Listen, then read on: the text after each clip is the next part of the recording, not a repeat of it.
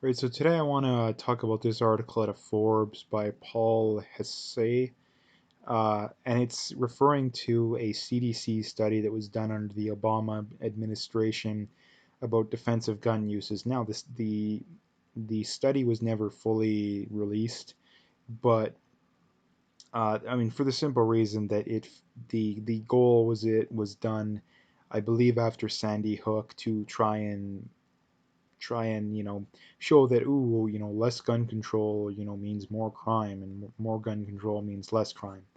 And the problem is that they found that actually the opposite happened, and that's uh, almost all national survey estimates indicate that defensive gun uses by victims are at least as common as offensive uses by criminals, with estimates of annual uses ranging from about 500,000 to more than 3 million, in the context of about 300,000 violent crimes involving firearms in 2008. So again, this is about this pretty much sums up uh, every anti-gun, or sorry, debunks every anti-gun argument you can possibly think up, and promotes and proves every single pro-gun argument, for the simple reason that you know if carrying guns as a form of self-protection uh, is something that's more of a net negative on society, then we should see the amount of violent crimes compared to the amount of defensive uses of guns,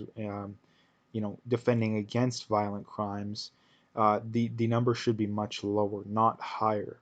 So this is something that I really want to point out, that again, Canadians are so, I always bring this up, but it's true, and I mean, I don't like that it's true. But again, just because something makes fellow countrymen look bad, I'm not going to ignore it. But Canadians have this false sense of that, thinking that our gun laws are this happy medium, even though I mean Justin Trudeau's going to try and, he already did ban most semi-autos. They're going to, before we know it, all semi-autos and handguns will be banned.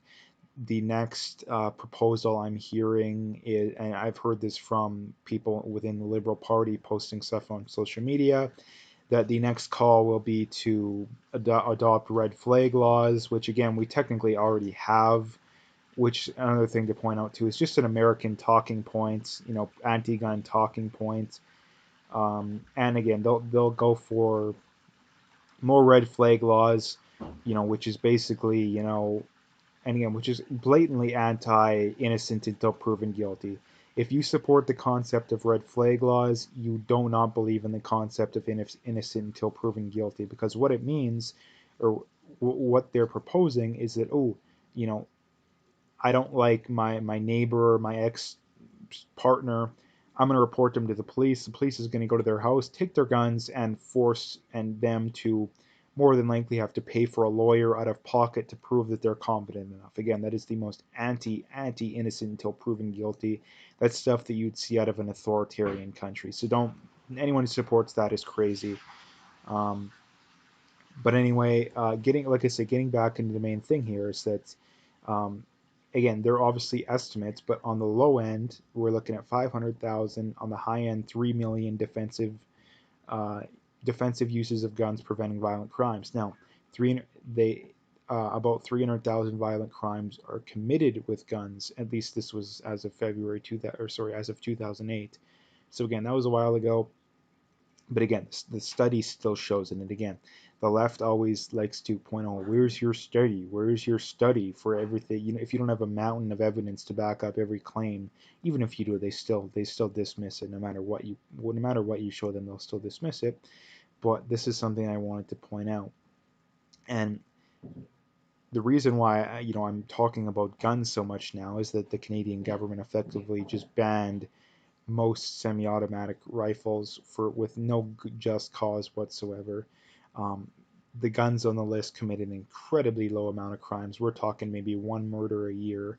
They're going to prevent, and yet we're going to have to spend billions of dollars of taxpayer money to do that. Not to mention, too, they're eliminating what, 4 or 5 thousand jobs are in the industry, and how many indirectly too. Like, I don't know if a lot of these Cabela's stores are going to be able to be able to stay above water.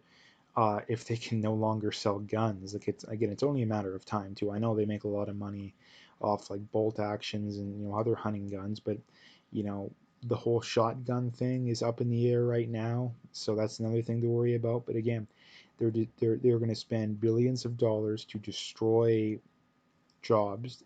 The gun industry contributes billions of dollars every year to the Canadian GDP, and yet they're going to destroy billions of dollars worth of GDP, spend billions of dollars, destroy thousands of jobs, all to prevent a handful of murders. Like, do the math. It doesn't make any sense.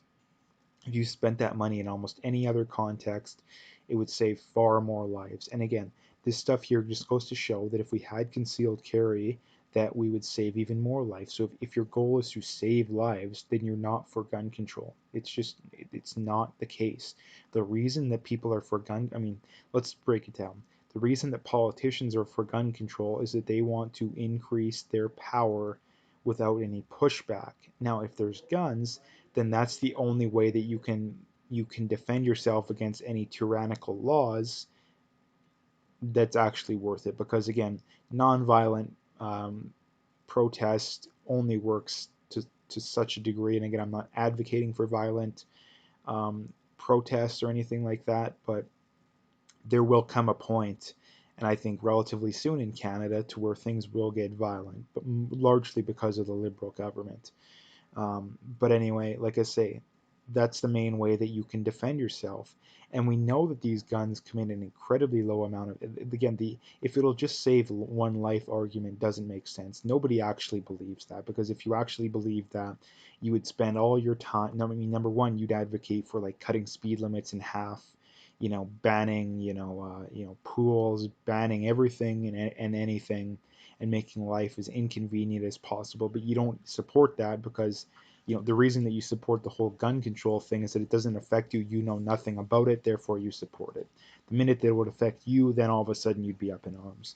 So that's the politician. The politicians, like I said, they want gun control because they want to increase their power without any checks and balances, basically. And the average everyday person wants to ban guns because they don't understand. They're brainwashed and they don't understand anything, right? Like I say, you have these people that you see on social media all the time. You don't need an AR-15 to hunt with. Sorry, you don't need an AR-15 to kill a deer, and yet they don't even know anything. Like, they don't even know the most basic of basic rules. Like I say, for the simple reason that hunting with an AR-15 is already illegal in more ways than one, in more ways than two, even. So again, just goes to show just how little they know. You have these people posting about how an AR-15 is more powerful than an automatic rifle. You have these people talking about how, oh, if it's designed for the military, which it isn't. There's no militaries in the world that use the AR-15. The RCMP even argued in one of their reasonings for wanting to adopt the AR-15 is that it's not an assault rifle, it's not a military rifle. So again, if the RCMP doesn't believe that it's a military assault rifle, then why would you? Because again, they're supposed to be the experts. They're supposed to be the people that know what they're talking about. So anyway, and like I say, a lot of these people, like I say, a lot of the anti-gun people also want to increase the size and power of government, and they know that okay, gun ownership could fly in the face of that because again, if the government passes a tyrannical law, which again it will happen at some point too, people scoff at that, but then yet they'll turn around and pretend that Hitler's the president.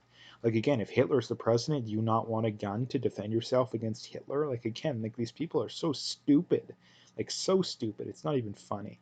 Um, so anyway, like I say, I wanted to make videos about this, and like I say, I'm really hammering the gun control issue now because again, Canadians are so uneducated about this. And again, I'm no expert, but again, compared to the average person, yeah, like if you can just describe the current gun laws, you're pretty much an expert compared to the average Canadian.